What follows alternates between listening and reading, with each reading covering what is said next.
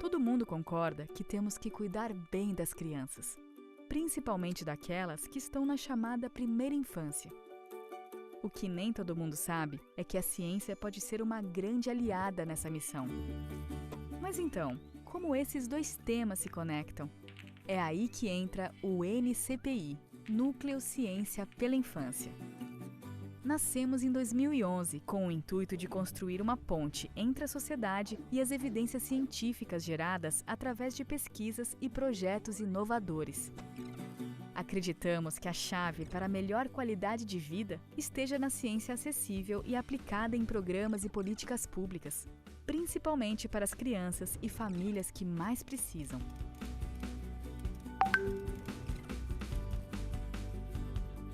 Para isso, promovemos conhecimento por meio da disseminação de estudos e informações e levamos para quem atua pertinho das crianças.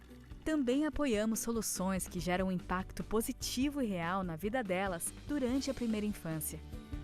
Todas essas iniciativas seguem princípios de ciência e inovação e ganham valor quando são transformadas em políticas e experiências positivas para as crianças, reduzindo a desigualdade e favorecendo a justiça social e o bem-estar de todos.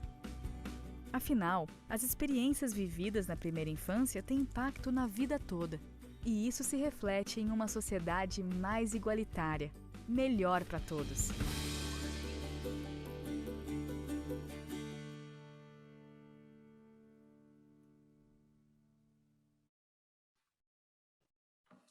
Bom dia a todos e a todas, sejam muito bem-vindos. Meu nome é Priscila, sou líder do portfólio de pesquisa e inovação do Núcleo Ciência pela Infância, que é uma iniciativa de impacto coletivo que produz, traduz e dissemina conhecimento sobre desenvolvimento na primeira infância para fortalecer as políticas, programas e serviços públicos. Bom, hoje, nós estamos aqui para o lançamento da nova publicação O Bairro e o Desenvolvimento Integral na Primeira Infância, que foi produzida pelo Comitê Científico do Núcleo Ciência pela Infância.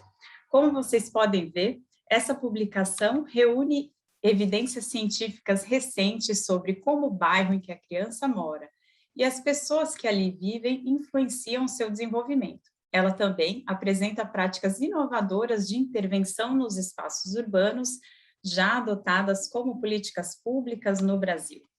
Bom, e para me acompanhar e fazer um bate-papo sobre esse assunto tão gostoso, nós temos aqui 3 convidados muito especiais.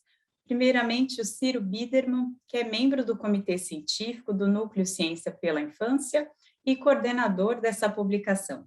O Ciro é professor do mestrado e doutorado em Administração Pública da FGV e coordenador do CEPESP, Centro de Estudos em Política e Economia do Setor Público da Fundação Getúlio Vargas. Seja muito bem-vindo, Ciro. Temos também hoje conosco o Murilo Cavalcanti, que é secretário de Segurança Cidadã e diretor da Rede Compaz de Recife. Murilo é também autor do livro As Lições de Bogotá e Medellín. Seja muito bem-vindo, Murilo. E temos a Cláudia Vidigal, que é mestre em Psicologia Social e representante da Fundação Bernardo Van Lier no Brasil. Seja muito bem-vinda, Cláudia. Bom, alguns avisos rápidos antes da gente começar. Nos 15 minutos finais desse webinar, nós teremos um momento para responder as perguntas que vocês forem enviando através do chat, então fiquem à vontade para enviar para a gente reflexões e dúvidas que a gente vai conversar no final. E esse webinar está sendo transmitido através da página do Facebook do Núcleo Ciência pela Infância. Ele também ficará disponível nos outros canais do NCPI. E, por fim, nós não emitiremos certificados de participação nesse webinar. Bom, e para começar esse bate-papo, a gente não poderia deixar de dizer que o Brasil é um dos países com maior desigualdade social de todo o mundo. Atualmente, nós temos mais de 13 milhões de pessoas vivendo em favelas e quase 30% das crianças vivendo em situação de vulnerabilidade social. Isso quer dizer que essas crianças têm oportunidades limitadas de atingir o seu pleno desenvolvimento. Então, tem a ver com a infraestrutura do bairro, por exemplo, o acesso ao transporte público ou saneamento básico, que influenciam tanto nas oportunidades que as crianças têm, né, de ter o seu pleno desenvolvimento. Então, para conversar com a gente sobre isso, eu gostaria de convidar primeiramente o Ciro, e depois a Cláudia, e por fim o Murilo. Ciro. Desligar, aqui sair do mundo. Bom, um prazer estar aqui, muito obrigado. Esse artigo aqui, esse texto para discussão, a gente está com muito orgulho aqui, está aqui na plateia a coautora e que a principal investigadora desse projeto, a Camila Soares. Queria saudá-la aqui, todos os participantes, mas agradecer muito aqui o convite e para a gente aqui, para o comitê poder mostrar o seu trabalho, né? Eu acho que seria legal, talvez, né, começar falando o que é bairro, né? A gente falou a primeira infância e o bairro, né? Aqui tem muitas definições de bairro. Aqui uma que a gente gosta de pensar o raio que você consegue percorrer em 15 minutos, né? Para pensar algo bem local. Então, as crianças, elas são muito afetadas pelo bairro, né? Quer dizer, as crianças são afetadas, as crianças em situação social ruim, né, que a Pri destacou aí no começo, a igualdade de oportunidades para elas é super afetada por muitos motivos, né? Ela desde o princípio. Então, isso já vai afetar depois, lá na frente. Isso é muito grave, e essa é a missão do NCPI, tentar melhorar isso para que todos tenham as mesmas oportunidades. Um dos elementos é o bairro, né? Ou seja, o lugar em que ela anda diretamente, as crianças usam muito mais o bairro, as crianças e os idosos são os que mais, os dois extremos são os que mais usam os bairros, né? Porque os outros saem, vão para mais longe, acaba influenciando também. Ou seja, se eu tiver duas crianças com todas as condições iguais, né? A mesma faixa de renda, etc., se uma está num bairro pior por algum motivo, ela também acaba sendo prejudicada. É isso que a gente está discutindo aqui. Esse é um tema novo, né? Com muito pouca pesquisa ainda, né? A gente sabe muito mais sobre primeira infância hoje em dia, e em parte graças ao trabalho nesse CPI, né? Mas esse é um dos temas ainda que de fato ainda falta trabalhar sobre isso, né? Então, no final, quer dizer, a gente começa a olhar o comportamento, né, a reação, como que a criança adquire conhecimento, etc. Tudo isso acaba sendo prejudicado pelo bairro. E o que é a lição de política? Eu vou deixar, obviamente, para o Murilo contar o que ele já fez na prática, e a Cláudia contar o que a Vandir tem feito também de brilhante por aí. Mas isso significa que quando você está fazendo uma intervenção num bairro, você pensa em diversas coisas. Vamos pensar na primeira infância também, porque às vezes pequenas mudanças podem fazer muita diferença, e a gente vai aprender isso um pouco com as experiências da Cláudia e do Murilo. Obrigado. Obrigada, Ciro. Então, aqui o Ciro trouxe elementos importantes, né, de como as crianças que vivem em bairros mais vulneráveis têm o seu desenvolvimento afetado. E agora eu convido a Cláudia para complementar um pouco as evidências, né, com saberes aí e o brilhante trabalho da Bernardo Malier. Cláudia. Bom dia, Priscila, bom dia, Ciro, bom dia, Murilo, bom dia a todos e a todas aqui presentes. Em primeiro lugar, eu queria agradecer, né, ao Comitê Científico do NCPI por ter embarcado nessa, né, por ter olhado para esse tema e falado desse tema nos interessa. Não é um tema comum, como o Ciro trouxe, não é algo que todo mundo esteja olhando e pensando e falando, e é importante que a gente enxergue, que a gente possa falar mais, perceber quais são as evidências científicas que já estão presentes, quais ainda nos faltam, para que a gente possa tomar melhores decisões, né? Todos nós aqui do NCPI e a comunidade toda acadêmica está comprometida com cada vez mais ter informações para melhores decisões. E eu acho que esse papel, esse paper, ele tem essa função, né? Também de começar a trazer esse tema mais para a mesa, para os debates, e que a gente possa avançar a partir dos achados ali, e dos achados do que ainda não foi achado também, para que a gente seja provocado para novas pesquisas. Eu vou compartilhar minha tela rapidamente aqui. Pri, por favor, me avise se está funcionando direitinho. Já compartilhei, vou só ampliar. Deu certo, Cláudia. Tá ótimo. Então, acho que a primeira fala, né, que você traz, Priscila, é que 13 milhões de brasileiros vivem hoje em favelas. Né? Nós somos um dos países de maior desigualdade no mundo, e essa desigualdade, ela muitas vezes, ela se reflete nas cidades também. Então, não é só uma desigualdade pelo país, é uma desigualdade que também é refletida nos centros urbanos, nas cidades, né? Há uma desigualdade ali nos espaços e nos territórios dentro de uma mesma cidade. Para falar um pouquinho mais sobre isso, eu vou trazer o caso de São Paulo, que trouxe um estudo importantíssimo, né? O mapa da desigualdade da primeira infância, que foi produzido em parceria com a rede Nossa São Paulo, foi um levantamento focado em uma série de indicadores de cada um dos 96 distritos da capital, de modo que a gente pudesse comparar um com o outro e ver o que está acontecendo num distrito e o que está acontecendo em outro, com relação aos indicadores de primeira infância. Foi um exercício muito, assim, bastante detalhado e que a gente chegou a informações bastante comprometedoras do que está acontecendo na cidade de São Paulo. Então, por exemplo, a gente descobriu que a mortalidade infantil é 23 vezes maior. Eu vou compartilhar aqui só um pouquinho dos dados, só para vocês entenderem, foi uma série de indicadores. Então, a mortalidade infantil é 23 vezes maior em Marcilac do que em Perdizes. 23 vezes maior. Na Vila Andrade, as crianças esperam 14 vezes mais tempo por uma vaga em creche do que em Guaianazes. O tempo de espera por uma consulta pediátrica é 10 vezes maior em Brasilândia do que em Jardim Ângela. Ou seja, quando a gente começa a levantar as informações sobre o que está acontecendo no território, a gente percebe que a gente não pode pensar na periferia como um todo.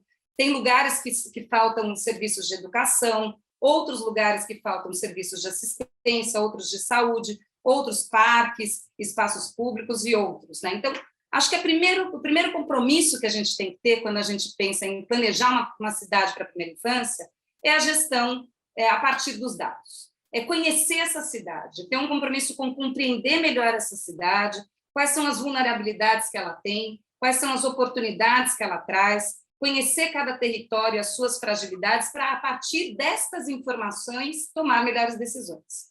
A cidade de São Paulo, por exemplo, se comprometeu, a partir do mapa da desigualdade da primeira infância, com a agenda dos territórios educadores. Foram 10 territórios, então, incluídos, né, no plano de metas do município, como os 10 territórios mais vulneráveis e que, portanto, deveriam ter a sua prioridade quando se fosse pensar em serviços de educação, de assistência, de saúde, mas não só em programas e serviços, também em espaços públicos, também em natureza, em espaços naturais e também em mobilidade.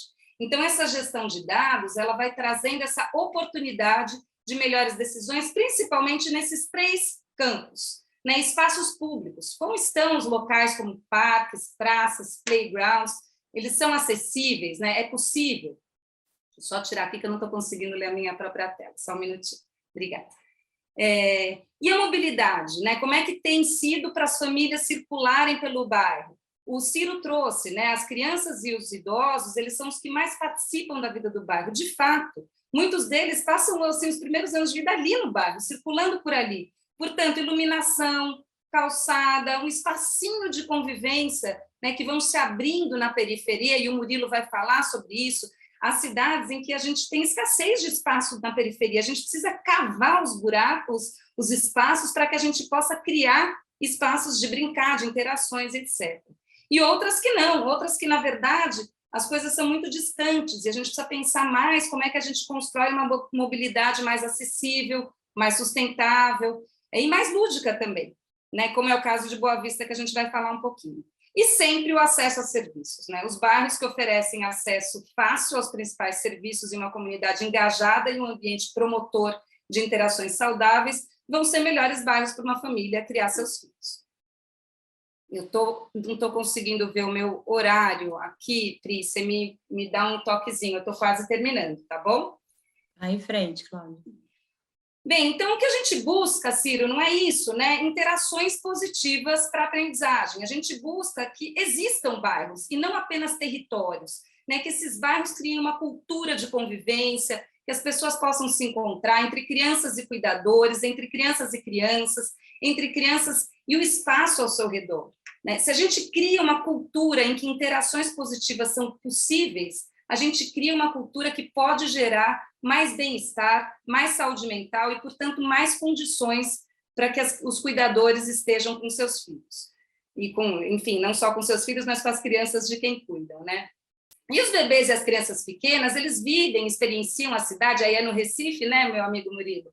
Eles experienciam a cidade de forma diversa. Então, eu vou trazer só 3 pontinhos e não vou aprofundar muito mais, mas coisas que a gente não costuma pensar quando a gente pensa em primeira infância, né? Que é a qualidade do ar, a importância do contato com a natureza. Isso tudo não é assim um luxo de que nós estamos falando. A gente entendia que saúde e educação era o tripé principal, continua sendo, é o tripé principal do atendimento à primeira infância. Mas será que a gente não precisa pensar na qualidade do ar que as crianças estão respirando, no contato com a natureza, na proximidade dos serviços? E aí, só para a gente ir finalizando, os bebês, eles absorvem 4 vezes mais ar e mais ar poluído do que um adulto. Então, a gente precisa pensar, sim, na qualidade do ar. É uma questão de saúde, uma questão de saúde importante. A exposição começa na gravidez, eles vivem na altura dos escapamentos. Então, quais são estratégias que a gente pode ter para mitigar, para enfrentar essa questão da qualidade do ar nos centros urbanos? A gente também sabe que crianças pequenas precisam do dobro do tempo para cruzar uma rua. Então, ou seja, na frente de uma creche, um lugar em que cruzam muitas crianças pequenas, não dá para o farol ser daquele mesmo jeito como o da Avenida Paulista, onde estão uma série de adultos na hora do almoço. É outro tempo, e é preciso que seja outro tempo. Por isso que a gente fala das zonas calmas, né, de uma velocidade mais lenta nos bairros, para que as crianças possam não sobreviver à cidade, mas conviver na cidade, né? E, por fim, eu vou falar da exposição à natureza, para brincar, para fazer exercícios, para descansar. Ela é benéfica para todos, então é importante lembrar que ela é benéfica para os cuidadores e depois também para as crianças pequenas. E para os cuidadores é bem importante que a gente possa ter uma oportunidade de estar ao ar livre, né, de viver o ambiente urbano dentro de uma outra vibração em que a gente é capaz de interagir e sentir prazer no espaço público, em estar ali participando do espaço público. Eu não vou falar do Recife, porque nós temos aqui o super Murilo para contar mais da experiência, mas Recife é um caso bem sucedido, de comunidades que foram criando espaços para promover a interação e nas comunidades de uma forma simples, mas que eu diria muito sofisticada também. E Boa Vista, né, que acho que é uma cidade que todos nós também já acompanhamos os avanços no que tange a serviços e acesso a serviços, mas que vem fazendo muito também na cidade pelas cuidadores e pelas crianças pequenas. Desde uma mobilidade mais confortável, mais segura, que seja planejada também para as famílias e para os cuidadores, até a descentralização dos serviços, que a gente pode falar aí numa segunda rodada um pouquinho mais. Então, eles têm uma série de iniciativas, né? Eu acho que eu vou deixar para falar um pouquinho mais delas na segunda rodada, mas eu queria fechar, então, a minha primeira intervenção aqui, falando de 5 lições para cidades melhores para a primeira infância. A primeira é dados para buscar equidade, dados para tomar melhores decisões, dados para entender por onde vamos, por onde seguimos. A segunda é planejar a participação. Para a cidade dar certo, de novo, o Recife é um caso nesse sentido bem importante, a gente precisa que a sociedade civil participe, que as pessoas participem dos processos de engajamento e de cuidados com a primeira infância, que a gente crie condições para que a comunidade possa exercer o seu papel. Se cada um está fechado dentro de casa, a comunidade não consegue exercer o seu papel. O terceiro é planejar para o cuidado e para o bem-estar, que era o que a gente estava falando, de estar em espaços públicos, ter um tempo para respirar, para interagir com outras pessoas. O quarto é que a proximidade importa. Não dá para a gente pensar numa cidade só tendo um parque Ibirapuera, em que as pessoas, para chegar a um parque, elas precisam ficar 1 hora, 2 horas numa mobilidade, né, num transporte público, enfim, planejando como elas vão, o estresse de ir e vir. É importante planejar para a proximidade, que as coisas existam e ocorram próximo a onde as famílias estão. E, por fim, e eu gosto muito, acho interessante pensar dessa forma, os bebês são um princípio inclusivo. Porque se uma cidade, se essas crianças, elas são uma espécie de indicador da saúde da cidade, né? Se a cidade for boa para as crianças, ela vai ser boa para todos e, portanto, ela será uma cidade mais inclusiva. Bom, acho que era isso nessa primeira rodada, e agora a gente fecha essa primeira rodada aí com a fala do Murilo, que vai trazer mais exemplos para nós. Priscila, obrigada. Obrigada, Cláudia. Que ótima fala. Eu acho que você trouxe também a importância de evidências científicas, né, para qualificar as políticas públicas e informá-las. E agora eu convido o Murilo, né, para conversar um pouco mais com a gente sobre esse assunto, sobre como o bairro influencia o desenvolvimento infantil e trazendo também elementos, né, Cláudia, como você bem destacou, relacionados à mobilidade, às oportunidades de lazer na cidade, e esse olhar para as necessidades específicas, né, das crianças pequenas. Murilo. Bom dia a todos e a todas. Queria cumprimentar a Priscila, a Cláudia, o Ciro e agradecer o convite, né?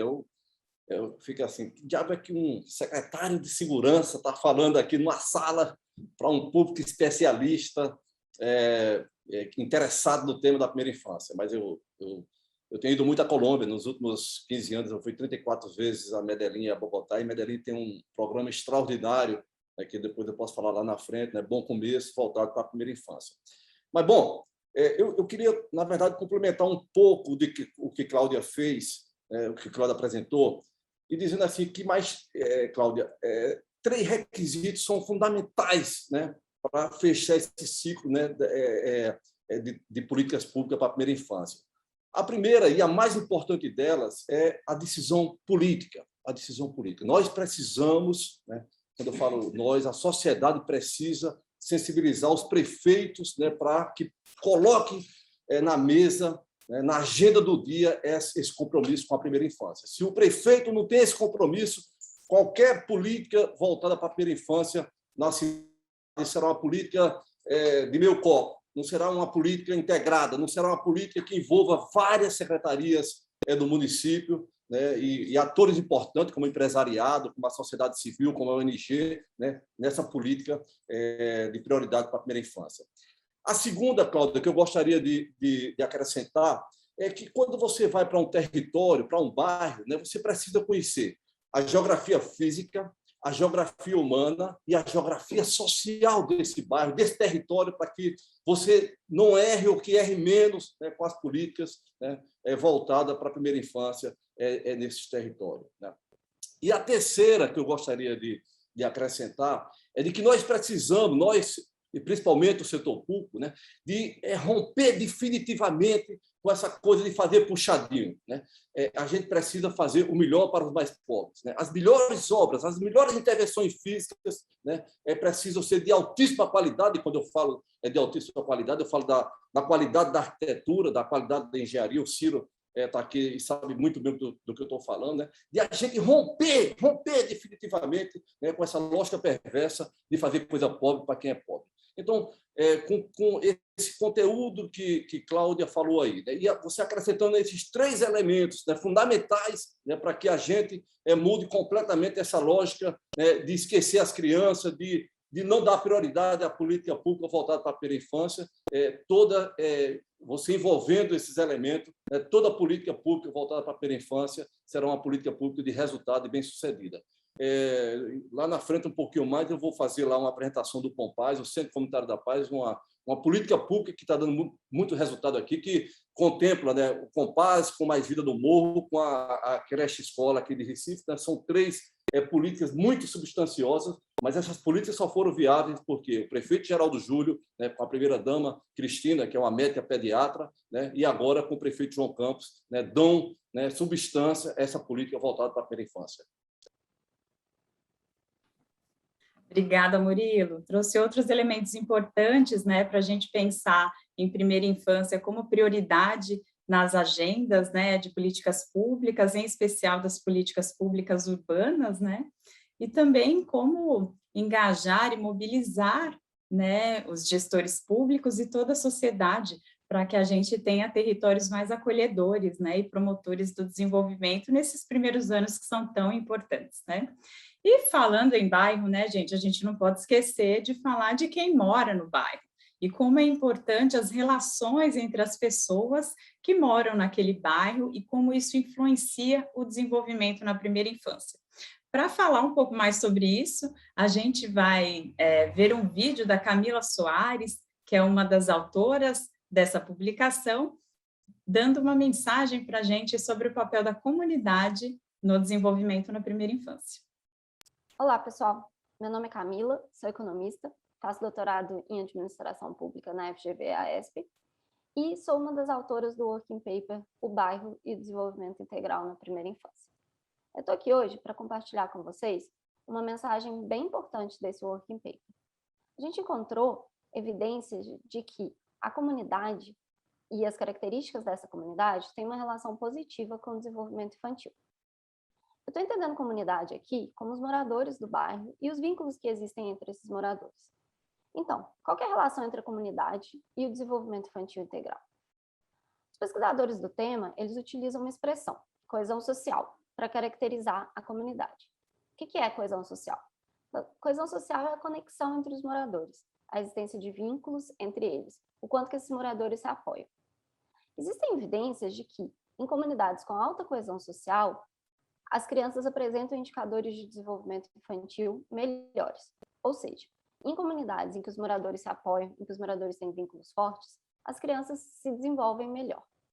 Também existe alguma evidência de que, em bairros em que a rede social, esses vínculos entre os moradores são mais fortes, os efeitos negativos da violência são atenuados. Então, as crianças sofrem menos com os efeitos negativos da violência quando há maior coesão, maiores vínculos entre os moradores de um determinado bairro. Bem, eu espero ter contribuído para o debate. Muito obrigada. Então, a mensagem da Camila trouxe a importância da relação entre as pessoas que moram naquele bairro, né, que constituem a rede de suporte social para o cuidado da criança.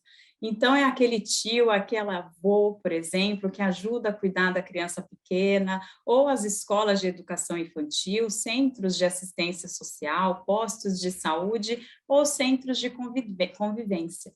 Né? A gente tem na publicação evidências de que quanto mais a família confia, né, nessa comunidade, mais ela protege o desenvolvimento das crianças pequenas. Então, agora eu vou convidar a Cláudia para falar um pouco mais com a gente sobre o papel da comunidade no desenvolvimento das crianças pequenas. Perfeito, Priscila.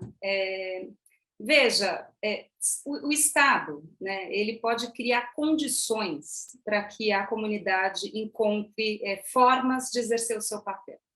Se a gente pensa num território em que as pessoas não podem sair na rua, porque elas têm medo, pânico, elas não conseguem circular pela rua, elas não conseguem acessar os serviços, elas não conseguem chegar a uma praça ou um espaço de convivência, como é que a gente pode pensar numa comunidade que se engaje com os cuidados com as crianças pequenas dessa comunidade se elas não conseguem nem se encontrar? Agora, vamos por um minuto pensar num bairro ou em bairros em que a gente consiga criar pequenos espaços de convivência, né? São brechas, né, que vão se abrindo para espaços de convivência em que as mães ou os pais ou os cuidadores, ao final do dia, se encontrem, troquem algumas, enfim, ideias, possam trazer um pouco das suas dificuldades, dos seus desafios, compartilhar seus desafios e o que tem dado certo na educação dos seus filhos. O que isso vai gerando? Isso vai gerando um senso de pertencimento, porque, primeiro, se você vai um dia, vai outro dia e começa a se encontrar, vai criando uma cultura do encontro, uma cultura do suporte mútuo. E é isso que a gente precisa criar. Porque muitas vezes, também aqui no Brasil, a gente constrói essa ideia de que o Estado precisa prover todas as ações, né? Então, a gente não quer isentar o Estado da sua responsabilidade, mas a gente precisa repensar um pouco as estratégias que o Estado pode e deve construir para associar a comunidade, para se associar à comunidade nos cuidados com a criança. Se é dever do Estado, da família e da sociedade, é preciso criar oportunidades para a sociedade exercer o seu papel, né, para assegurar com prioridade absoluta os direitos da criança e do adolescente.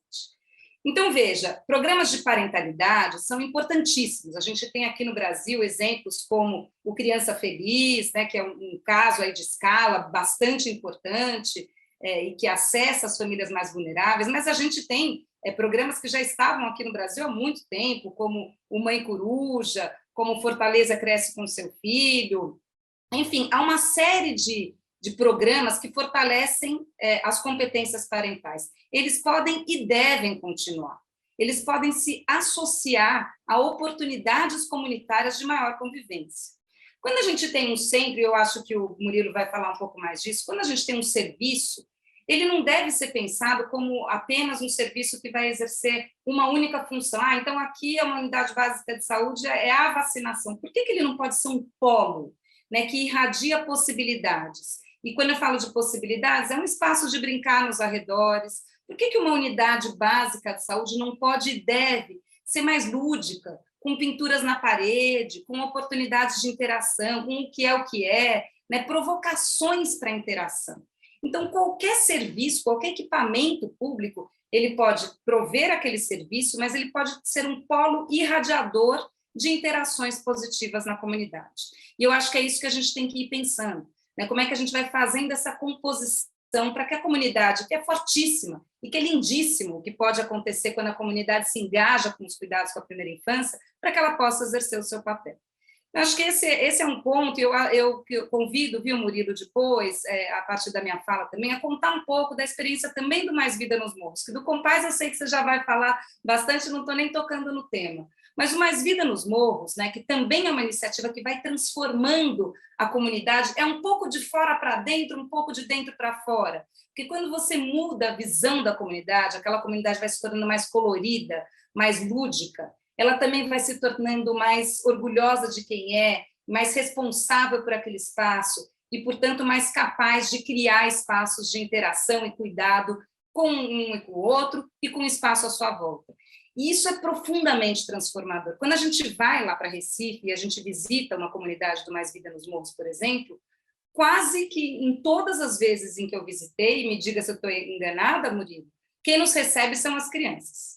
Quem quer chegar lá e falar, vem aqui ver, vem conhecer, e começam a circular pelas vielas já coloridas, cheias de interação e de oportunidades ali de engajamento comunitário. Então, tem alguns membros da comunidade que estão pensando numa horta comunitária, outros que estão transformando aquele espaço, que era um espaço de colocação de lixo, em um espaço de plantio de vasos mesmo, de enfeitamento daquele lugar. Porque se a gente vai enfeitando e cuidando, a gente vai tendo vontade de cuidar. Cuidado gera cuidado, né? Então, a gente precisa ir construindo esse ciclo de cuidado dentro dos territórios.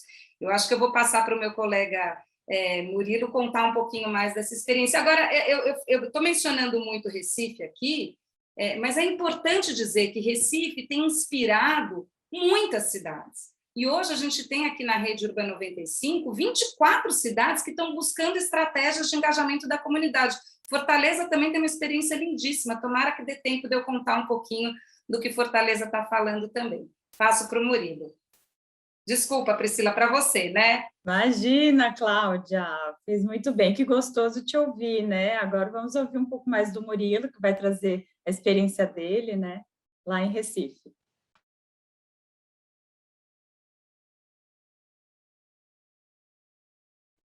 Agora, estão me ouvindo bem? Murilo. Tá, ok. Sim. Vamos lá.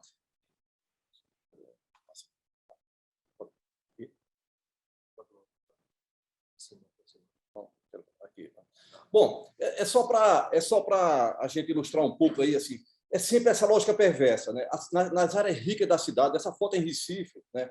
A foto do lado direito é um parque na área mais rica da cidade, né? E quem conhece Recife sabe, né, que essa é muito presente nessa cena das palafitas, né? Qual a criança que possa ser feliz num ambiente como esse, né? E aí, assim, a cidade, esse horizonte para as suas crianças, é impossível a gente ver uma cena dessa na Avenida Boa Viagem aqui em Recife, ou ver uma cena dessa na Avenida Copacabana, ou na Avenida Paulista, né? Porque é sempre isso, né? Se reproduzindo essa pobreza nos lugares periféricos da cidade, né?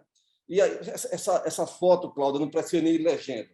né? Não precisa de legenda. Essa foto foi publicada na primeira página do Jornal do Comércio, aqui aliás, da Folha de Pernambuco, um dos jornais mais importantes aqui de Pernambuco, né? Mas é isso, essa reprodução que a gente vê nos grandes centros urbanos do Brasil e na América Latina, né? E aí, o prefeito Geraldo Júlio, né, estabeleceu essa política pública do Compaz, mas assim, em cima disso, né, dessas evidências científicas de que a gente precisa investir na primeira infância, e aí eu quero, Cláudia, fazer aqui um registro de que a Fundação Vanli foi fundamental nessa mudança de prioridade da rede Compaz, né? A gente, quando pensou o Compaz lá atrás, a gente pensou de um equipamento voltado para a primeira infância ou para a juventude, né? Porque quem está matando e morrendo dos grandes centros urbanos do Brasil. E aí o prefeito Geraldo Júlio, com vocês aí, a gente deu muito suporte, né, para que a gente estabelecesse o Compaz como voltado principalmente para a primeira infância. Eu gosto muito dessa frase, né, de que toda obra física precisa ter um resultado e um conteúdo social. E aí eu acrescentei isso, né, que toda obra física precisa ser pensada na primeira infância. E aí, Cláudia, o Mais Vida do Morro foi isso. Ela é uma obra, o Mais Vida do Morro é uma obra estruturadora, né, porque Recife 65% da população vive na parte alta da cidade, e é uma coisa meio parecida lá com Medellín, né? As pessoas mais ricas moram na área mais plana da cidade, as pessoas mais pobres estão morando na parte mais alta, que são as partes que não têm infraestrutura nenhuma. E o Mais Vida no Morro foi pensado no sentido de estruturar, né? Estruturar esse espaço, mas houve um upgrade nisso daí, né? Porque o Mais Vida do Morro foi pensado, né, para a população como um todo, mas ele teve um foco na primeira infância, né? Esse fez o diferencial, né? Esse fez o diferencial, porque a arquitetura do Mais Vida do Morro, né, ela é discutida com os arquitetos, né, para ser um espaço, principalmente para a primeira infância. Ela é uma obra estruturadora, mas tem esse viés, né, de pensar nas crianças que moram naquela comunidade onde é atendida pelo Mais Vida do Morro, né? Mas eu gosto muito, Cláudia, desse mapa aqui, e esse mapa é lá de Medellín, na Colômbia, né, que não há mais uma bala de prata para se resolver, né, os problemas graves dos grandes centros urbanos do Brasil, né, da exclusão, da violência, da desigualdade. O que é que Medellín fez? Medellín fez um conjunto, né, de intervenções públicas a partir da primeira infância, com o programa Bom Começo.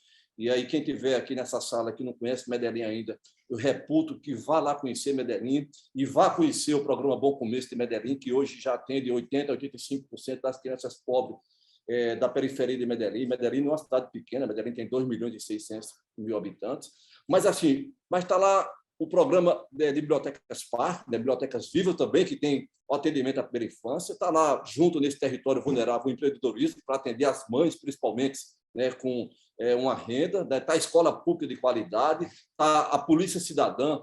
Cláudia, eu cheguei um dia com o governador Paulo Câmara em Medellín, numa comunidade, 3h da tarde, estava a polícia de Medellín fazendo uma atividade lúdica com as crianças daquele território, para que as crianças vejam na polícia, né, um agente da paz, um agente de convivência, e não, né, aquela coisa que se faz no Rio de Janeiro, de entrar com fuzil, metralhadora, caveirão, nas comunidades pobres, como se o pobre fosse violento, né?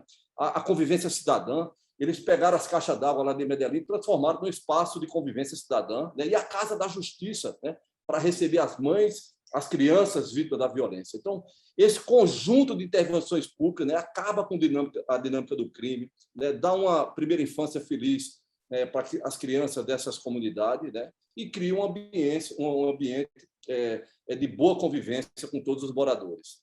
Aí aqui, com essas lições aprendidas lá de Medellín, a gente fez aqui no Compaz, que o Compaz é um pouco disso, né? O Compaz é uma política de primeira infância, o Compaz é uma política de juventude, o Compaz é uma política para as mães da comunidade, do bairro, né? O Compaz é uma política também para as pessoas idosas daquele bairro, né?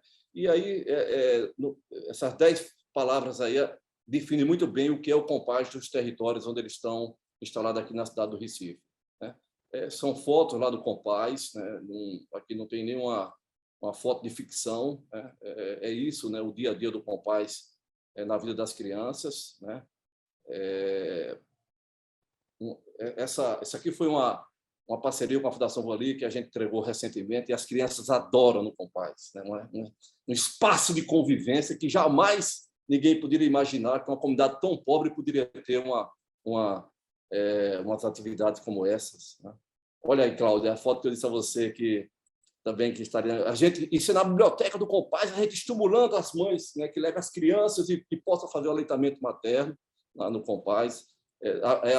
Cada Compaz tem um espaço da primeira infância, uma biblioteca voltada à primeira infância, com contação de história, com mediação de leitura, né, olha que maravilha, né? Essas fotos todas, absolutamente todas elas foram feitas no espaço do Compaz, né? Eu fico muito orgulhoso, Cláudia, dessas nossas parcerias e desses resultados, né, na Rede Compaz. Essa foto foi em Medellín. Eu botei aqui essa foto de última hora, né, mas para mostrar. Isso é numa avenida de Medellín, né, mas assim, os espaços que eles utilizam, né, para estimular, né, a primeira infância, né, com atividades lúdicas, né. Outra foto lá no Compaz também, né. É bem rapidinho esse vídeo, como é que é aqui o vídeo? É bem rapidinho, 1 minuto só esse vídeo, mas eu vou sair aqui. Não, na setembro. Pode tocar lá na setembro. Aqui? Isso. No Compaz você entra menina e sai bailarina. Você entra assim e sai MC. Compaz é música, é esporte, é arte, é educação. Compaz é transformação. Você entra, Lucas, e sai, cidadão. Para ser a capital do Nordeste, é preciso ser também a capital da cidadania. Por isso, a Prefeitura criou o Compaz, um espaço de convivência, com cursos de capacitação, mediação de conflitos, atividades culturais e de integração. É rocha e todo mundo repete.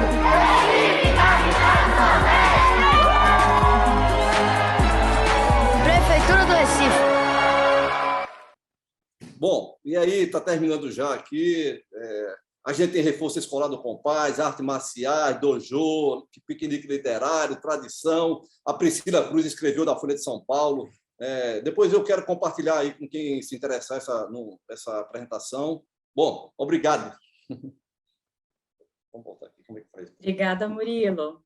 Acho que a gente compartilhou aqui, né, muitos dos bons exemplos do Brasil, né, que podem servir de inspiração, com certeza, né, para outras políticas públicas em outros lugares do Brasil, mas também a gente traz que como a primeira infância, ela endereça desafios muito, muito complexos, né, a gente costuma dizer que a primeira infância é a mãe das políticas públicas, né, então a gente precisa de esforços intersetoriais para realmente endereçar e conseguir enfrentar, né, os múltiplos desafios de promover a equidade, especialmente para as crianças que vivem em situação de maior vulnerabilidade, né?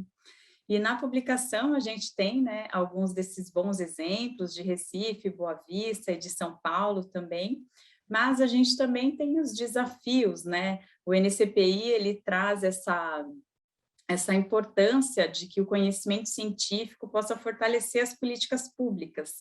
Então, a gente, para falar um pouco mais, né, sobre os desafios para a produção do conhecimento em relação ao papel do bairro ou do território em que a criança habita no desenvolvimento infantil, eu queria chamar o Ciro e depois eu vou continuar a conversa com a Cláudia e o Murilo.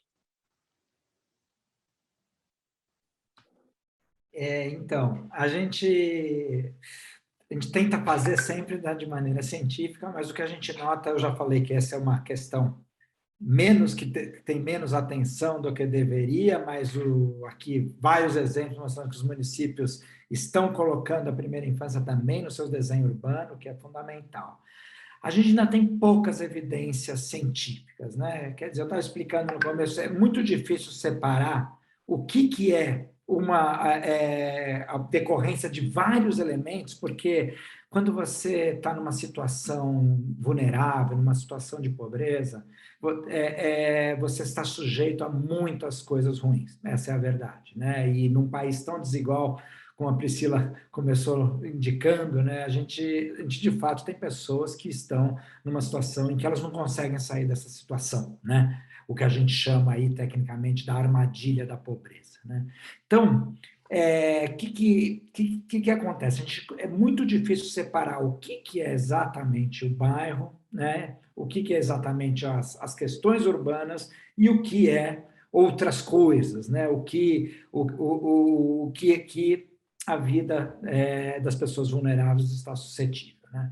Por isso que faltam diversas evidências ainda nesse sentido, né? Então, a gente conseguiu separar algumas coisas, vocês vão ver aí no working paper aí, da Camila comigo, e já dá para ver alguns efeitos, né, que não basta só, tem muitos elementos que a primeira infância tem que lidar, a família é sempre o mais relevante, mas o bairro está ali também, né? Então, a gente tem que pensar nisso, né?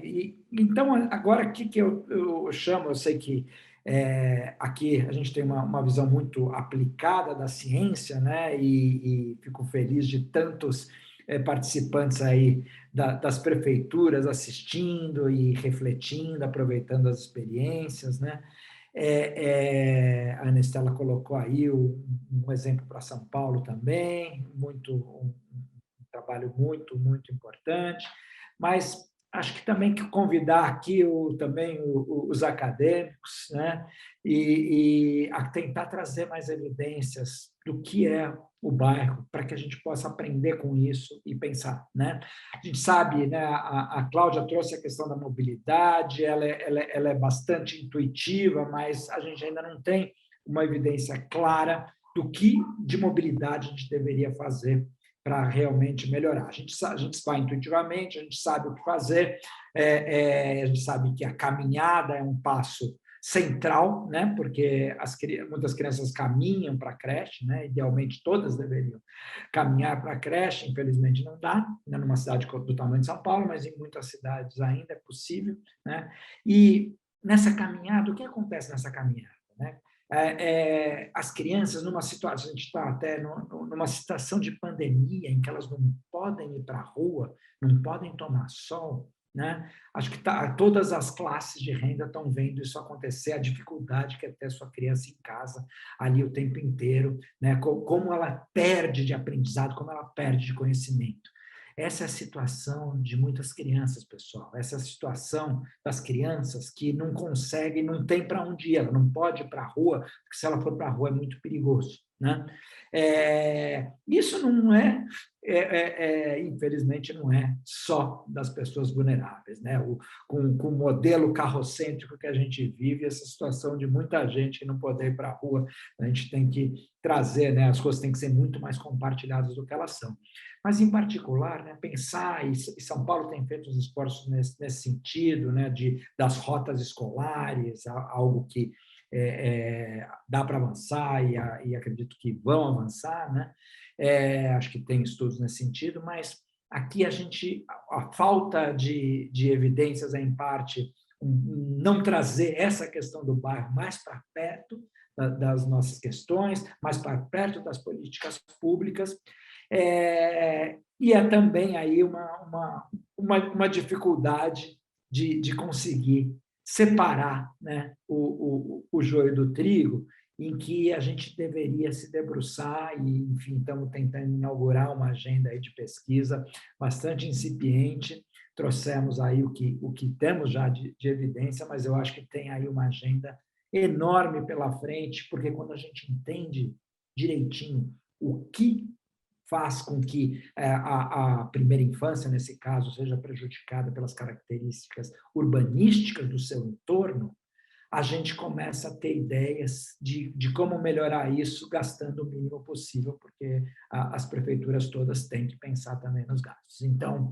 é um convite aí a todos, né, e aos municípios também, que abram espaços aí para os pesquisadores poderem fazer experimentos, pilotos, etc., que tragam mais informação, aí a mensagem usual do NCPI, que quer que a ciência colabore para que mude a primeira infância, sobretudo para os mais vulneráveis. Obrigada, Ciro. Trouxe ótimos elementos, né? Como é importante conectar o pesquisador com o gestor público, né? Estamos todos aqui com essa missão, e você também tocou em outro ponto, né, muito importante, a pandemia, né? Não tem como deixar de falar em como a pandemia desafiou, né, todos os pais com crianças pequenas e pode também ter trazido mudanças, né, na forma como a gente faz uso desses espaços públicos. E aí eu vou convidar para uma rodada um pouquinho mais rápida a Cláudia e em seguida o Murilo, para contar um pouco para a gente dos desafios e alguns caminhos também, né, para pensar nesses espaços públicos como promotores do desenvolvimento infantil na pandemia. Muito Cláudia. bom, Priscila. Em primeiro lugar, eu queria dizer que eu fico emocionada, Ciro, de ver você aí fazendo esse convite à comunidade científica, né? Você é uma liderança aí não só desse tema, mas nas políticas públicas, é uma referência para todos nós, e é muito, muito bacana ouvir vocês fazendo esse chamado, né? Vamos olhar para isso, vamos pensar sobre isso, vamos pesquisar esse tema, estamos juntos nessa, tá? E aí dizer que acho que tem algumas iniciativas, Priscila, bastante interessantes acontecendo pela cidade e que foram sendo, enfim, costurando o que acontecia na pandemia e quais eram as possibilidades de utilização de espaços públicos, né? O Instituto Alana, sem dúvida alguma, ele foi uma liderança quando ele traz a questão do desemparedamento da infância a partir da educação, pensando como é que a gente amplia as salas de aula para os espaços abertos, para os espaços em que as crianças possam conviver e estar juntas e aprender ainda em tempos de pandemia. Quer dizer, nós não estamos seguros ainda, mas nós não podemos mais ficar sem escola. E é uma grande oportunidade para a gente repensar a escola. Para que tantos muros? Por que todos os nossos serviços são sempre tão fechados? Então, a escola, acho que é o carro-chefe desse movimento, né, amparada pelo Instituto Alana, pela Fundação Maria Cecília Souto Vidigal e pelos municípios como Jundiaí, como Caruaru, como Niterói, que vão abraçando essa ideia. Mas qualquer serviço pode se pensar a partir dessa lógica do desemparedamento, né, ser mais aberto. Essa é a lógica do Compaz, do Murilo, né? Quando eles criam ali os agentes de paz, são pessoas que vão bater a porta da comunidade para convidar a comunidade para vir para o Compaz, porque às vezes muitos membros da comunidade não se enxergam naquele serviço ou naquele espaço, e é preciso uma provocaçãozinha a mais. Então, eu penso que esses movimentos que a pandemia gerou, né, que nos tiram de uma zona de conforto, de fazer sempre o mesmo e da mesma forma, a educação não está indo muito bem, obrigada, ela precisa ser repensada. E essa foi uma grande oportunidade de pensar nos espaços públicos, na natureza, né? O Ciro falou, as pessoas estão fechadas dentro de casa e perderam oportunidades de interação. A natureza é uma grande oportunidade de interação, seja em pequenos espaços abertos ao ar livre, seja plantando algo dentro de casa. E, mais uma vez, o Alana lidera essa pauta, trazendo ali o Tines, que é como é que a gente vai cultivando plantinhas em casa e cultivando o nosso amor pela natureza e o nosso desejo de estar em espaços naturais.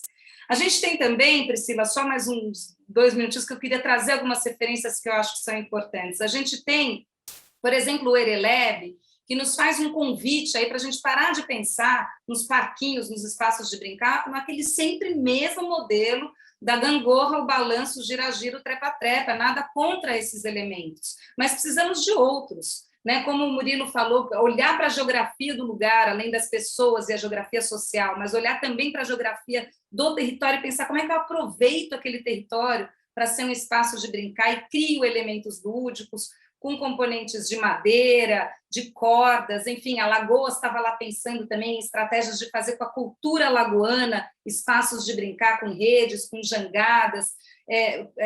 Pernambuco também tem pensado sobre isso, como é que eu trago a cultura popular para dentro dos parquinhos, das praças, para que a criança recifense, a criança pernambucana se veja ali, né? E Fortaleza também, por exemplo, Fortaleza está pensando como é que expande os microparques, que eles estão planejando 40 microparques, espaços pequenininhos que vão se tornar espaços de interação, de convivência. Como é que a gente expande esses microparques para zonas calmas, para espaços onde não circulem caminhões, a gente possa preservar um pouco as crianças na qualidade do ar, e enfim. E quando nada disso é possível, a gente ainda tem uma alternativa que a gente tem visto muito, de forma brilhante, por muitas cidades aqui no Brasil, que são as ruas de lazer, ruas de brincar, ou ruas fechadas, ruas abertas, enfim. Mas é a oportunidade de lembrarmos que o maior espaço público que nós temos na cidade são as ruas.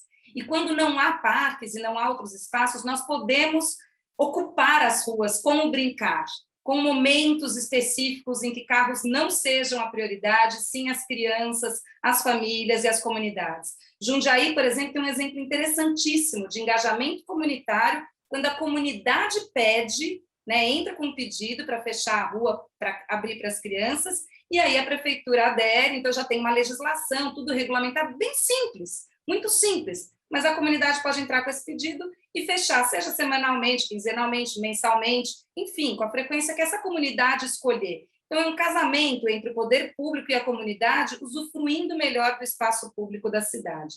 Enfim, tem mais um monte de ideias aqui para falar, mas vamos voltar para você, Priscila. Ai, quanta inspiração, Cláudia. Espero que quem esteja assistindo a gente seja super animado também para começar a fazer, né? Agora a gente chama o Murilo para compartilhar um pouco mais sobre os desafios e caminhos, né, para os gestores públicos interessar essa questão.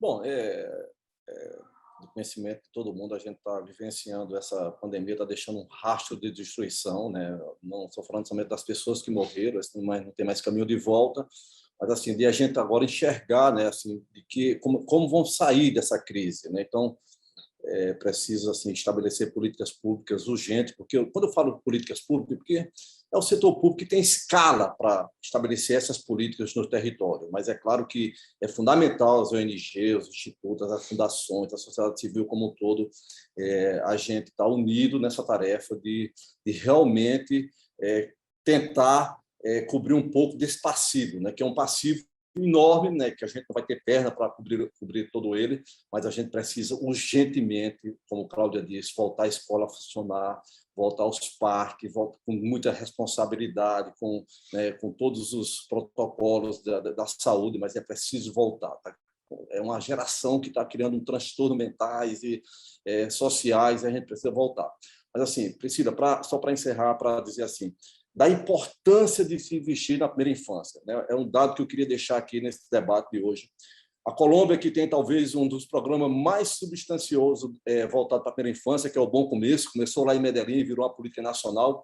A Colômbia passou o Brasil no IDH. A Colômbia passou o Brasil no PISA. A Colômbia passou a Argentina no PIB. A Colômbia foi a maior redução da violência urbana da América Latina. E nos últimos 6 meses, tem havido um conflito muito forte dos estudantes com a Polícia Nacional da Colômbia, eles, né, em busca de direitos. Morreram 64 pessoas morreram nesse confronto com a Polícia da Colômbia. Nenhum em Medellín. Porque esse jovem de hoje, 16, 18, 19 anos, que está indo para a rua, era criança de 4, 5, 6 anos atrás, 5 anos, 6 anos, há 10 anos atrás. É uma criança hoje que é um adulto, né, que é um jovem adulto, né, que faz o protesto com a música, com a cultura, com o esporte, com o lazer, mas não vai para o confronto da porrada, da violência. Então, vale a pena, sim, investir na primeira infância.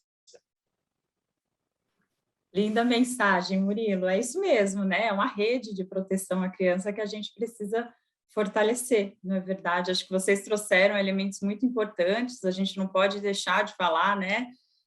De que está na hora da escola, está na hora de conversar sobre isso, sobre o retorno seguro às atividades, né, e como é importante, né, a educação infantil no desenvolvimento da criança, né, e essa questão a gente precisa abordar, né, durante a pandemia, com certeza faz todo sentido. E outra evidência, né, que vocês também trouxeram aqui, foi a importância da relação da criança com os espaços verdes, né? Aquela coisa de brincar com a terra, né? Pode ser até plantando em casa, dentro de casa, ou na rua, brincar ao ar livre, né? Muito importante. A publicação também traz evidências, né, sobre a importância do brincar nessas áreas verdes, especialmente para o desenvolvimento emocional das crianças. Eu acho que tem tudo a ver com a pandemia, né? Nós adultos também nos sentimos muito melhores em termos de saúde mental quando a gente sai, respira um ar puro, né? Dá uma caminhada. Eu acho que isso tem se mostrado muito importante, não só para as crianças, mas para toda a sociedade.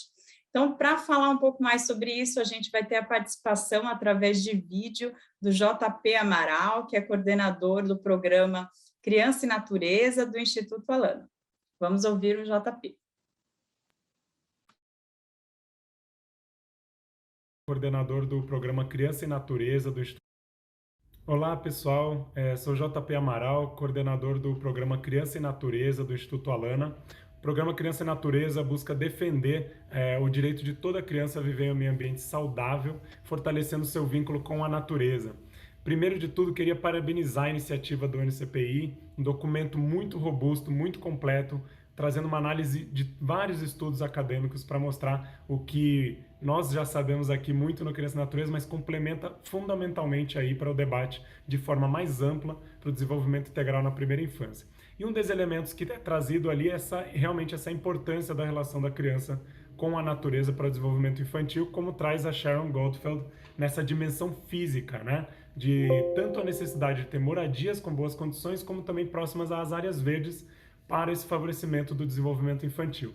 Observamos isso de forma muito ampla no Criança e Natureza em várias pesquisas que a gente coleta sobre, né, o impacto do contato com a natureza nas dimensões intelectual, emocional, social, cultural, espiritual e física, né?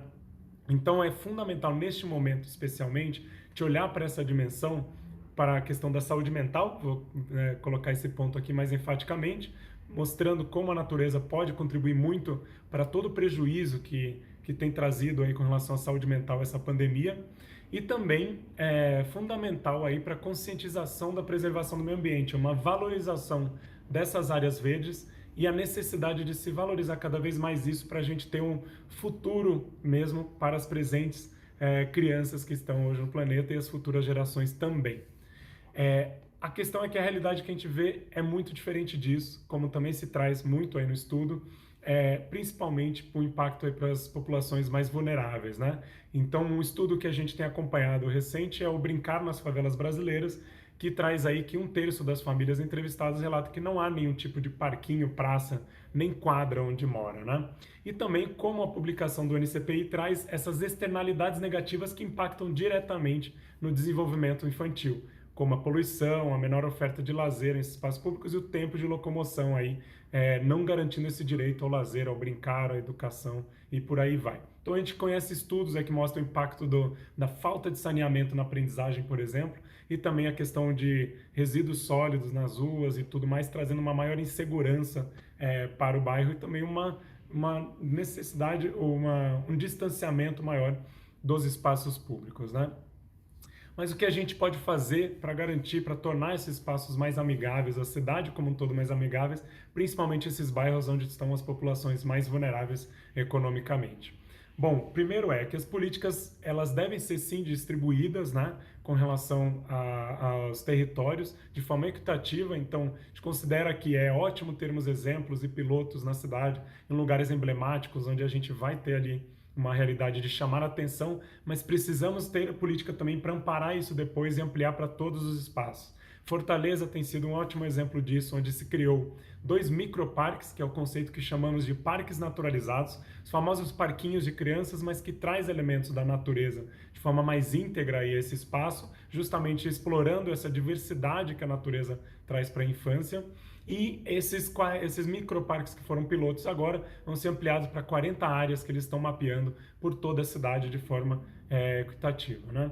E também garantimos com a educação a aprendizagem ao ar livre, espaços abertos onde realmente a gente possa explorar isso. E aí isso pode ser colocado como no ensino público de forma geral, né? Então a gente pode olhar desde a educação infantil, as creches mesmo, os serviços públicos, garantindo esses espaços ao ar livre onde ela possa prover dessa aprendizagem, em contato com a natureza.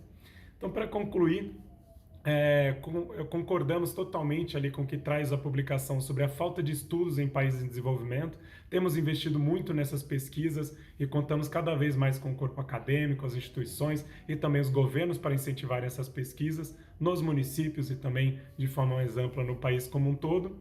E o que a gente mais precisa no final é garantir mais crianças na natureza e mais natureza para as crianças, de modo a garantir esse desenvolvimento infantil no bairro. Muito obrigado e uma boa discussão a todos. Muito bacana esse vídeo do JP, né? Eu gostaria de convidar, primeiramente, Ciro, depois Cláudia e Murilo, se quiserem fazer algum comentário breve sobre o conteúdo que o JP trouxe aqui, que a gente estava discutindo, né, sobre o papel da natureza no desenvolvimento. Ciro, quer complementar? Acho que a gente ficou muito urbano, né, no working paper e, de fato, a natureza tem um papel chave, né? Até uma coisa que tá acontecendo na Europa, agora eles tinha todo um cuidado, né, em você não deixar nada separar, né? Ai, cuidado, não pode ter um prego aqui, não pode ter, né? E tem uma tendência inversa agora. Não, deixa o prego, porque senão, a primeira vez que ela vê um prego, ela não vai saber o que fazer, né? E a natureza, ela tem essa característica, né? E os pais, em geral, né, ficam desesperados. Ah, não, ela vai cair da árvore. E, na verdade, ela subindo na árvore, se ela cair, talvez ela vai perder menos caindo da árvore do que não tocando numa árvore, né? Então, de fato, a gente tem que trazer um pouco de natureza urbana também, né? Por que não? Né? Então, de novo, né, na minha batalha aqui geral, trazendo para a primeira infância, menos carros e mais crianças seria muito bom para o país. Bacana, vou convidar a Cláudia agora para falar um pouco mais, né, o papel dessas brincadeiras aí desestruturadas, para praticar a criatividade, e depois Murilo. Perfeito, acho que, enfim, estou concordando com tudo que está sendo dito, e principalmente o brincar que é capaz de assumir riscos, acho super importante, né? E nós, como sociedade também, capaz de assumirmos alguns riscos para irmos ocupando novamente as nossas cidades, os nossos espaços públicos, né? Eu queria fazer 2 ou 3 referências que acho que, para quem se interessa pelo tema, o Instituto Alana traduziu o livro A Última Criança na Natureza. É um compêndio com uma série de informações e evidências científicas sobre o déficit de natureza na vida das crianças, o que isso pode provocar relacionado ao desenvolvimento ou não desenvolvimento, ao mau desenvolvimento da criança. Eu queria também falar que foi lançado o filme O Começo da Vida Lá Fora, que é essa provocação para as crianças irem mais para fora e para as famílias, e não só, né? Eu convido todos a assistirem O Começo da Vida Lá Fora. Ele não só traz oportunidades para as famílias, mas também uma reflexão para educadores e para processos educativos, usufruindo mais da natureza como uma grande professora. Eu queria mencionar também, a Vera Lyon, eu vi que está aqui no chat, a experiência de Parelheiros, né, que é uma região da cidade de São Paulo bastante vulnerável, e que a Vera Lyon, junto com o Tião Rocha, o IBA, que fez um processo lindíssimo de engajamento da comunidade, de articulação da comunidade com os espaços verdes que se tinham ali, também com a terra. Então, a pintura dos muros, ela vem dos tons que a terra pode criar, né, de diferentes tintas que podem vir da terra, do barro. É uma coisa lindíssima. Então, assim, é uma série de oportunidades. E ali em Parelheiros, por exemplo, você vê isso acontecendo e vê também as comunidades se engajando e fazendo as ruas de brincar. Então, fechando várias ruas para o brincar num bairro tão vulnerável. Eu queria só terminar contando da experiência de Jundiaí, que acho que vale a pena também, porque é uma experiência que vale a pena, como alguém falou ali, viu, Murilo? Vários ali, né? Com pais, vamos copiar, é para copiar mesmo, né? Acho que o Murilo traz aí para o mundão para a gente ir copiando as boas experiências. E Jundiaí tem uma experiência muito linda que está fazendo nesse momento, que é essa do plantar uma árvore, eu não vou lembrar o nome, mas plante uma árvore. Então, o município, ele convida a comunidade a se engajar, falando, olha, se você quiser plantar uma árvore na frente da sua casa, nós plantamos para você, e você cuida para nós, para todos nós. Então, tem aí uma costura, mais uma vez, do poder público com a sociedade civil, para que a cidade vá se tornando mais arborizada, mas não só como uma responsabilidade do Estado, como uma responsabilidade de todos nós. Certo, obrigada, Cláudia. Murilo, temos aí um minutinho, comentários sobre o vídeo. Oi, não estou ouvindo aqui, acho que... Alô. Estão me ouvindo? Sim. Tá. Agora tá. Cláudia, o Armando Nogueira, que foi diretor de jornalismo da Rede Globo, ele dizia uma frase que eu adoro muito: copiar o bom é melhor do que inventar o ruim. Mas a gente não copiou lá de Medellín, mas a gente se inspirou em Medellín numa política pública de resultado, e o Compaz, claro, está dando resultado excelente. E aí, eu vou contar uma historiazinha bem rapidinho aí, Ciro, eu adorei essa coisa: menos carro, mais crianças. Lá aquela imagem que eu mostrei lá, aquele espaço de convivência ali na área externa do Compaz, do Eduardo Campos, lá de Santa Terezinha, quando a gente buscou o arquiteto para fazer aquela área, ali se via de estacionamento dos veículos das professoras da rede municipal de ensino. E aí elas, quando tomaram conhecimento de que a gente ia fazer aquela intervenção, e até com a competência da Fundação Vanli, elas pediram audiência a mim e disseram: a gente não aceita que ali é o lugar da gente botar o carro, e vocês fizeram concurso para ser professora do município, não para ter uma vaga de estacionamento. E vocês viram aquela beleza que ficou lá, né, aquele espaço voltado para a primeira infância. Bom, é isso. Eu acho que a gente precisa... A gente faz uma coisa muito bacana, Cláudia, do Compaz, que é levar as crianças para conhecer o Jardim Botânico, conhecer as áreas verdes da cidade. Foi doado por um empresário, um Ondos, para o Compaz, e a gente faz essa agenda externa, né, que geralmente não tem isso na vida das crianças pobres, né, para conhecer, né, as áreas verdes da cidade, os museus, os parques. Isso é muito bacana, Então, esse é o caminho. Obrigada, Murilo. Bom, eu gostaria de agradecer a presença da nossa audiência. A gente tem aqui pessoas de muitos lugares do Brasil, então está aqui Espírito Santo, Bahia, Paraná, Mato Grosso do Sul, São Paulo. É realmente um prazer estar aqui com todo mundo. E a gente tem agora 2 perguntinhas da audiência que a gente selecionou para os nossos convidados. A primeira pergunta é: como engajar a comunidade para o uso apropriado dos espaços públicos do bairro, como parques, praças, quadras e bibliotecas? Vou passar a palavra primeiro para Ciro, depois Cláudia e Murilo. Acho que a gente falou de muitas coisas, né? Aqui, acho que talvez repetindo um pouco, acho que essa mensagem que tem que ficar a gente não quer dizer que precisa gastar mais, né? Acho que talvez levantar isso, né? Quando você for fazer qualquer intervenção urbana em mobilidade, em habitação e em desenvolvimento urbano, apenas pense nas crianças. Deram vários exemplos de como escutar as crianças, tem muito trabalho feito aí, de gente que participou diretamente ou que está na plateia. Então, realmente, escutemos as crianças também, e teu projeto pode ser diferente, né? E reforçar uma outra coisa que a Cláudia falou: não tem nenhuma vergonha em copiar, sabe? Iniciativas boas do setor público precisam ser copiadas, e aqui se apresentou um monte delas: Fortaleza, Recife, Jundiaí, Boa Vista, enfim, desculpe os que eu esqueci, senão acaba o meu tempo se eu falar as várias que apresentaram.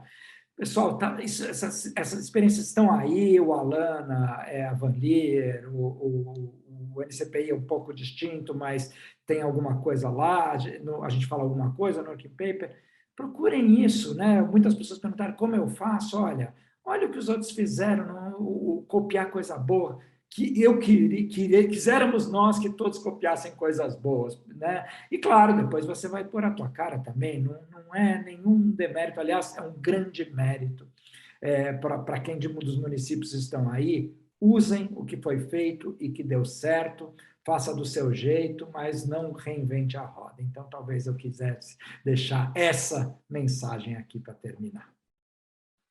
Muito boa essas frases, né? Cláudia.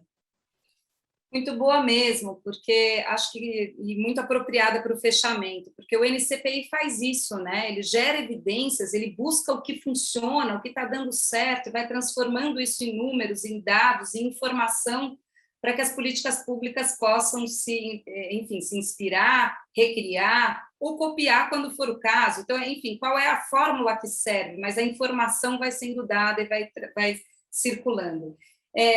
Eu queria falar de 2 coisas. A primeira é que cuidado gera cuidado, a gente já falou sobre isso, mas é verdade, né? E quando a gente tem bebês circulando mais pela rua, a gente tem um disparador de empatia e de desejo de cuidado que não é comum.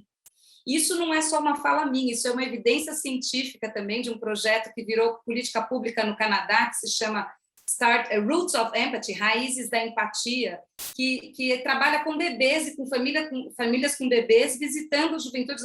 Murilo, você vai adorar esse, visitando bairros muito violentos, porque quando os bebês estão ali presentes e os jovens começam a se relacionar com os bebês, esse desejo de cuidado ele é multiplicado, ele é fortalecido.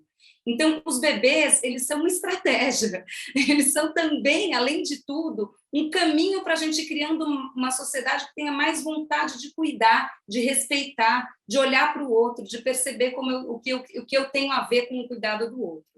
E, por fim, dizer que a Rede Urban 95 é uma rede que trabalha com as cidades e que faz isso, compartilha informações entre uma cidade e outra, muito menos do que a Van Leer faz oferecendo para uma cidade para outra, é o que Recife faz compartilhando com Fortaleza, Niterói, com Boa Vista, Caruaru, Campinas, São José dos Campos. Já somos 24 cidades e eu espero que muitas mais que estejam olhando para as políticas de primeira infância. Somos 24 cidades na Rede Urban 95. Eu sei que no Brasil muitas mais comprometidas com essa agenda de primeira infância e que a gente possa se inspirar, se copiar e se ajudar nesse processo todo. Muito obrigada. Obrigada, Cláudia. Murilo, quais são os ingredientes-chave para engajar a comunidade? Três. Ouvir mais, a primeira, gerar confiança e gerar esperança. É fundamental. Eu estou vendo aqui na sala de bate-papo muita gente do setor público. Você ouvir a comunidade, isso cria uma relação de pertencimento, uma relação de confiança, de esperança. O Compaz, a Rede Compaz é o que é no Recife em função disso. A gente soube ouvir. Nenhum tijolo no Compaz foi colocado sem ouvir a população. Não fizemos um prédio. Para fazer um prédio, se contrata um bom arquiteto, um bom engenheiro que faz um prédio. Nós fizemos um projeto de transformação social, que é muito mais profundo, né? Um projeto de fortalecimento comunitário, um projeto de ver a população com outro olhar, né? E é fundamental isso, né? A confiança e a esperança, né? A confiança e a esperança que a gente deposita naquela população. A população precisa voltar a acreditar no setor público, né? Essa relação de confiança é fundamental. E a esperança, Priscila, a esperança de que amanhã será melhor do que hoje, que depois da manhã será melhor do que amanhã, e assim por diante. A humanidade se move por esperança, né? Por esperança. E a gente não pode perder, né? Não pode frustrar essa esperança na população mais vulnerável, mais humilde de uma cidade. Era essas 3 palavras-chave: ouvir, confiança e esperança. Obrigada, Murilo. Trouxe inspiração aí para o fim do nosso webinar, né? A gente tem uma última pergunta que eu vou pedir para a gente ser bem breve, menos de 1 minuto na resposta, se possível, que é como tornar os espaços públicos de fácil acesso e abertos às famílias e crianças. Ciro, Cláudia e Murilo.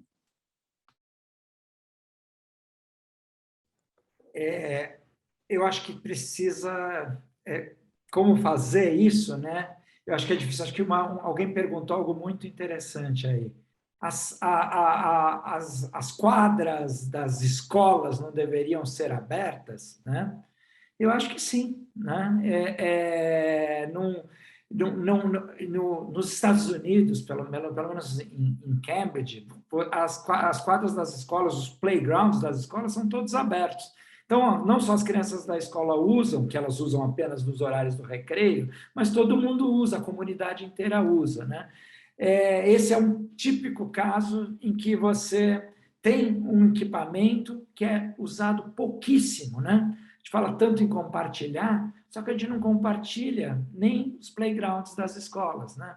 Então, certamente falta espaço público na maioria dos lugares. São Paulo, particularmente, é muito deficitário em espaços públicos, mas tem alguma coisa aí que já está na mão, né? E que a gente está perdendo essa oportunidade. Então, vamos pensar em como abrir isso, né? É sempre a ideia do medo, né? O que pode acontecer? Não, vamos ter menos medo. Vamos, né? Eu falei do outro, de deixar a criança subir na árvore. Vamos deixar as escolas, as pessoas vão respeitar. né? Então, Legal. é uma pequena contribuição aí para essa ideia de abertura. Obrigada, Ciro. Cláudia? Sim, vamos ousar sair da zona de conforto, buscar esses espaços públicos que estão menos abertos ou menos adequados e se engajar. Este não é um problema do outro, esse é um problema que é de todos nós. E é também a solução que está na mão de todos nós, né? Então, não dá para pensar ou eu sou parte do problema ou eu sou parte da solução. Se hoje somos parte do problema, sejamos parte da solução. Como é que eu me engajo para abrir o playground do meu bairro? E não simplesmente dizer, aqui nós não abrimos os playgrounds, aqui as escolas são fechadas. Como é que eu converso com a minha escola? Como é que eu olho para a unidade básica de saúde do meu bairro e faço dela um espaço de brincar, aqueles quintais grandes, às vezes, de um CRAS ou de um CREAS, que existem ali, e com um pouquinho de inspiração, a gente pode criar espaços de brincar, exploratórios, possíveis e muito naturais também. Então, enfim, acho que a gente precisa ousar, sair da caixinha e se sentir parte da solução para que esses espaços públicos sejam ocupados por todos nós. Obrigada, Cláudia. Murilo, dicas para construir esse diálogo? Eu vou nessa linha de Cláudia e Eita, tá instável, mas nessa linha de ousar, de inovar, não ter medo do novo. A gente não pode ter medo do novo, senão a gente vai fazer o mesmo do mesmo, você entendeu? Tem que fazer coisas novas, tem que inovar, buscar novas alternativas. E é isso que Cláudia e que Ciro falaram. Não tenho muito a acrescentar. Bom, obrigada. Agora eu gostaria de agradecer a presença de todos, a convidar que as pessoas acessem e leiam a publicação, ela já está no site do Núcleo Ciência pela Infância, e como mensagem final, né, antes da gente mostrar um vídeo da publicação, a gente trouxe, né, vários elementos, ações de inovação ou intervenções nesses territórios urbanos que são essenciais, né, para o desenvolvimento na primeira infância, mas também que ajudam a assegurar um direito constitucional das crianças, né?